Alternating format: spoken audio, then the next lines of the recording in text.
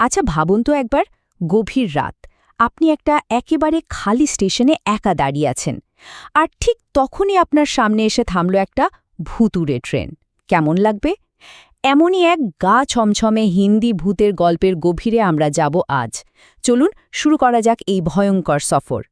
গল্পের শুরুটাই কিন্তু একদম হাড় হিম করা শান্ত পরিবেশে, মানে গভীর রাত, একেবারে জনমানব শূন্য একটা স্টেশন, আর তার সাথে একটা ভুতুড়ে ট্রেন।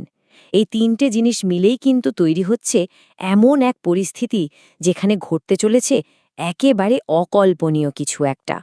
গল্পের যে নায়ক জটিন, সে চিনচুয়ার স্টেশনের ওই শুনশান পরিবেশে এক রহস্যময় ভিক্ষুকের দেখা পায়, আর সেই ভিক্ষুক তাকে একটা অদ্ভুত সতর্কবাণী দেয়।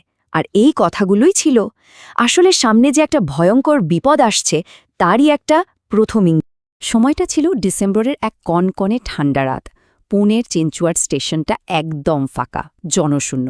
কারণ কারণ মুম্বাই পুনে এক্সপ্রেসটা প্রায় ৩ ঘন্টা লেট। অন্য সব যাত্রীরা তো চলেই গেছে, শুধু জটিন একাই অপেক্ষা করছিল ওই ট্রেনটার জন্য। তো ট্রেনটা যেই হুইসেল দিয়ে চলতে শুরু করল, জটিনও প্রায় দৌড়ে কোনো মতে শেষ কামরাতায় উঠে পড়ল। আর ঠিক সেই মুহূর্তে ও খেয়াল করল যে ওই ভিক্ষুকটা ওর দিকেই তাকিয়ে আছে একটা অদ্ভুত রহস্যময় হাসি নিয়ে।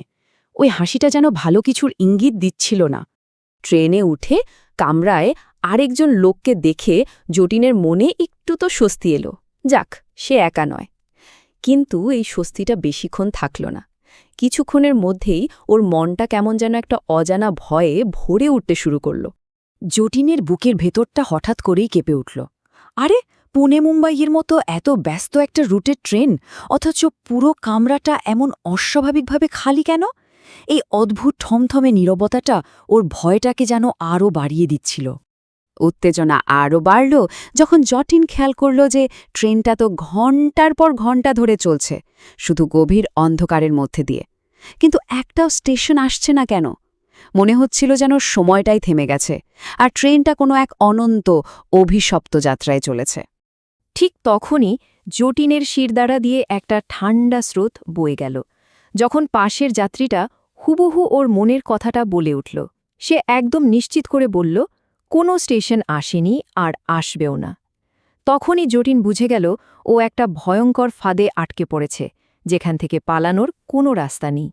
হঠাৎ একটা দৃশ্য দেখে জটিনের রক্ত যেন জমে গেল।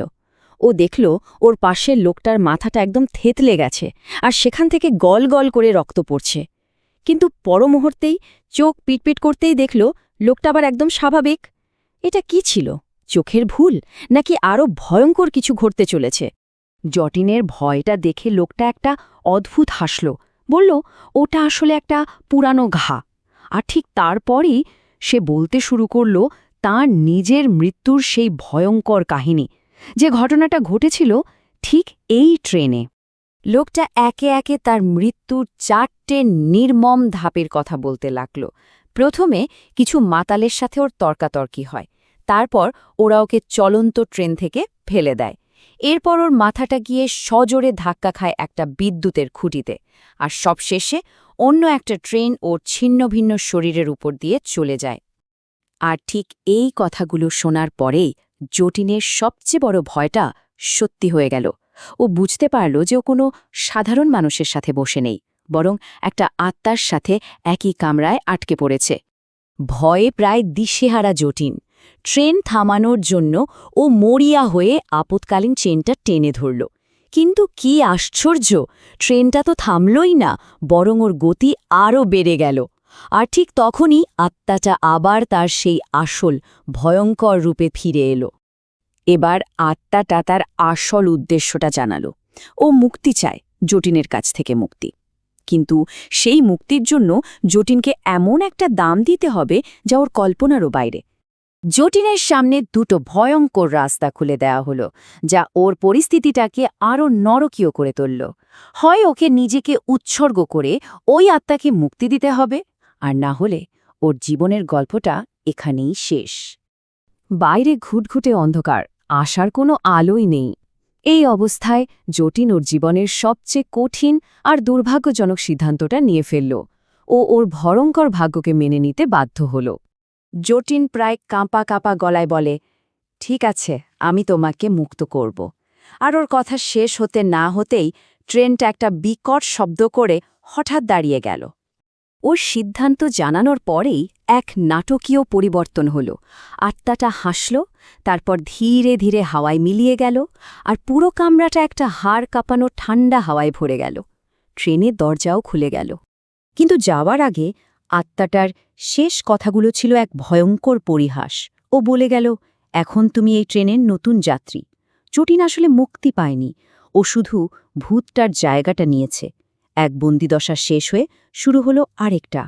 আর গল্পের শেষটা হলো এটাই, সেই অন্তহীন অভিশপ্ত চক্রটা আবার নতুন করে শুরু হলো। জটিন এখন আর ভুক্তভোগী নয়, সে নিজেই এখন এই ভূতুরে ট্রেনের বন্দি আত্মা। অপেক্ষা করছে পরের স্টেশনের, পরের যাত্রীর আর নিজের মুক্তির। এই গল্পটা শেষ হচ্ছে একটা হাড় হিম করা প্রশ্ন দিয়ে। চক্রটা তো চলতেই থাকবে। জটিন এখন অপেক্ষা করছে পরের যাত্রীর জন্য, যে তাকে মুক্তি দেবে। কিন্তু ভাবুন তো, এই সফরের পরবর্তী যাত্রী কে হবে?